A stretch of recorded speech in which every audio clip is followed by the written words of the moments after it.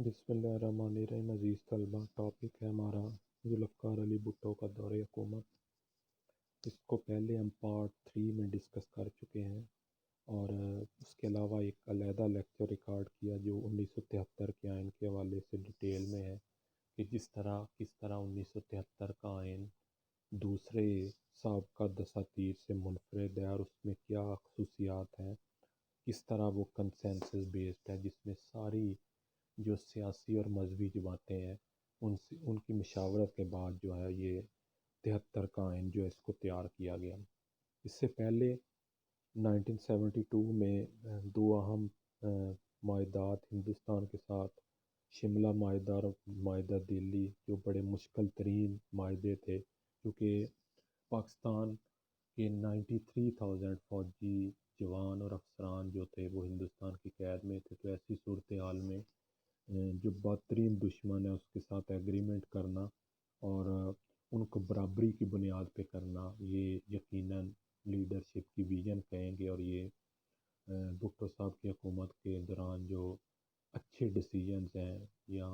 مؤثر ڈیسیجن ہیں ان میں سے ایک ہے۔ اس کے بعد 72 میں ہی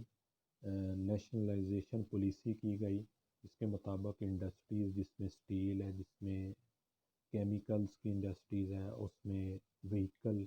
انڈسٹریز ہیں، جتنی بھی اہم انڈسٹریز ہیں ان کی نیشنلائزیشن کی گئی، اور جو ایجوکیشنل انسٹیٹیوشن ہیں ہم ان کو بھی نیشنلائز کیا گیا۔ اس کے ساتھ ساتھ ہی اس سال میں جو لیبر پالیسی دی گئی، جس کے مطابق جو ہیں بنیادی حقوق ہیں لیبرز کے ان کو بڑھایا گیا، ان کی یونین کو اسٹیبلش کیا گیا، ان کی مراعات، ان کی تنخواہوں کو بڑھایا گیا، ان کے لیے گریجوٹی، شورٹی، اس طرح کی چیزیں رکھی گئیں، ان کو بونس کے حوالے سے اقدامات کیے گئے، اور اگر کام کے دوران ان کی وفات ہو جاتی تو اس کے لیے ان کی پینشن اور اس طرح کی چیزوں کا ارینج کیا گیا۔ یہ اس سے پہلے پاکستان میں موجود نہیں تھا، تو یہ ایک اچھا اقدام اس کو بھی ہم کہیں۔ اس کے ساتھ ساتھ 1972 کی وہ ایئر ہے جب بھٹو صاحب as a president of Pakistan China تشریف لے گئے، اور چائنا کے ساتھ جو تعلقات ہیں وہ بہتری کی طرف جا رہے تھے۔ ان کو انہوں نے اپنے دور میں، جو اس کے بعد یہ 74 میں بھی چائنا گئے، 76 میں بھی گئے، تو اس میں خاص طور پہ اکنامک ایکٹیویٹی، ڈیفینس ایگریمنٹس، اور اس کے علاوہ سوشل کنیکٹیویٹی، ریجنل کنیکٹیویٹی، یہ سب حوالے سے کلچرل اس میں بہت زیادہ پروموشن ہوئی۔ اور اس کے بعد ہم دیکھتے ہیں کہ چائنا نے جو انویسٹمنٹ اپنی ہے وہ بڑھا دی، ٹریڈ کا جو والیوم ہے وہ بڑھا دیا، اور ان ادوار میں نہ صرف 1972، 4 اور 6 میں بھٹو صاحب تشریف لے گئے، بلکہ انہی 73، 5 میں جو چائنیز لیڈرشپ ہے، پریزیڈنٹ اور پرائم منسٹر، وہ بھی پاکستان تشریف لائے، اور چائنا کی جو کمیونسٹ پارٹی ہے ان میں جو بھٹو صاحب کو بڑی عزت کی نگاہ کے ساتھ دیکھا جاتا تھا، اور ان کی بڑی قدر کی جاتی تھی۔ تو اس میں کہنے میں کوئی دوسری رائے نہیں کہ ان کے دور میں اگر یہ کہا جائے کہ چائنا کے ساتھ جو مضبوط اور دیر پا تعلقات قائم ہو چکے تھے تو یہ بالکل ٹھیک ہے، اور ان تعلقات کے ثمرات تھے کہ جس کے بعد چشمہ نیوکلیر پلانٹ 1، 2، اس کے علاوہ ڈیفینس ایگریمنٹ کے حوالے سے واک اینڈ فیکٹری اور کامرا وغیرہ میں جو بھرپور کوآپریشن کی چائنیز گورنمنٹ۔ اس کے ساتھ ساتھ 1974 میں ہم دیکھتے ہیں کہ دوسری اسلامی سربراہی کانفرنس کو ہوسٹ کیا گیا پاکستان کے تاریخی شہر لاہور میں، جس کی بڑی اہمیت ہے، جس میں تقریباً 35 ممالک کے سربراہان جو ہیں وہ تشریف لائے، اسلامی ممالک کے، اور اس میں جو اہم شخصیات تھیں خصوصاً شاہ فیصل اور معمر قذافی، انہوں نے اسلامک بلاک بنانے کے حوالے سے اور ویسٹ کو کاؤنٹر کرنے کے حوالے سے بڑی اس میں پیش رفت ہوئی، اور اسی میں بنگلہ دیش کے پرائم منسٹر شیخ مجیب الرحمان بھی تشریف لائے۔ اس کے بعد جو پچھلے 1-2 سال سے پریشر چل رہا تھا ہندوستان اور بنگلہ دیش کا کہ پاکستان بنگلہ دیش کو تسلیم کرے، تو وہ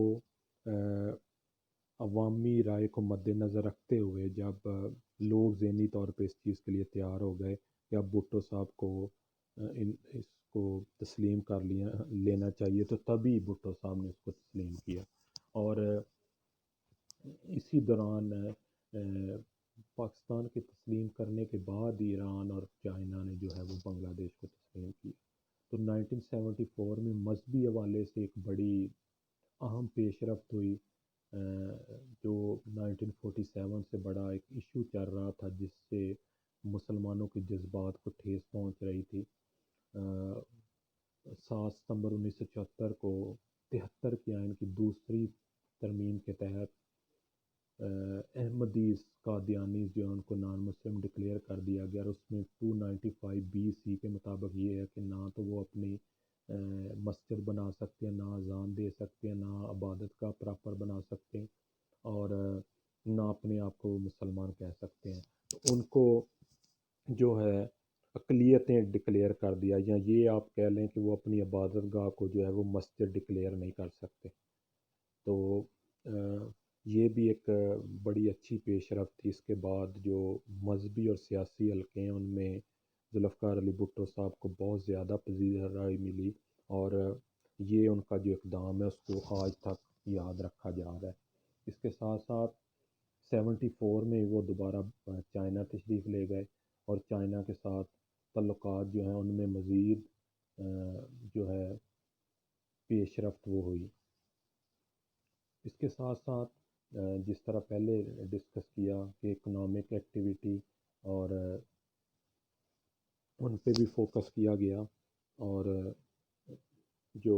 نیشنلائزیشن پالیسی چل رہی تھی اس میں کچھ جو ہے مزید اس کو ریفائن کیا گیا تاکہ جو اس کے ثمرات جو ہیں وہ اکنامک ایکٹیویٹی کے حوالے سے جو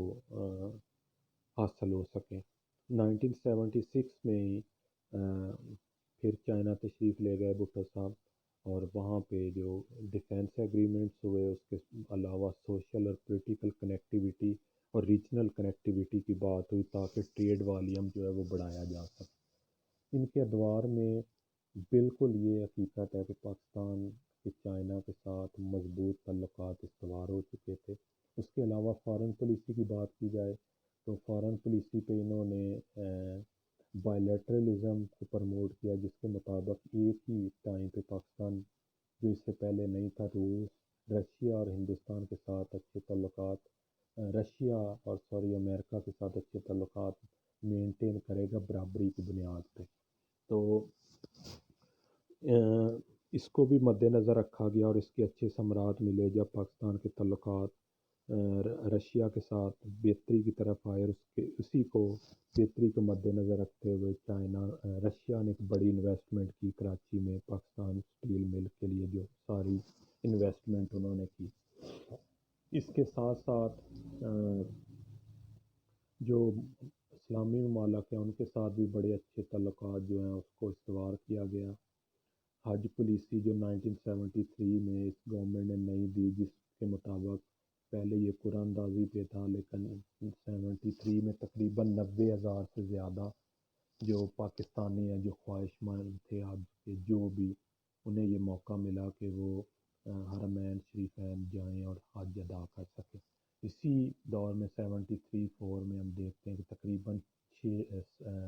60 لاکھ کے قریب جو پاکستانی ہیں وہ میڈل ایسٹ کنٹریز میں جو ہے وہ کام کرنے کے لیے گئے، اور آج ان کی اگلی نسل جو ہے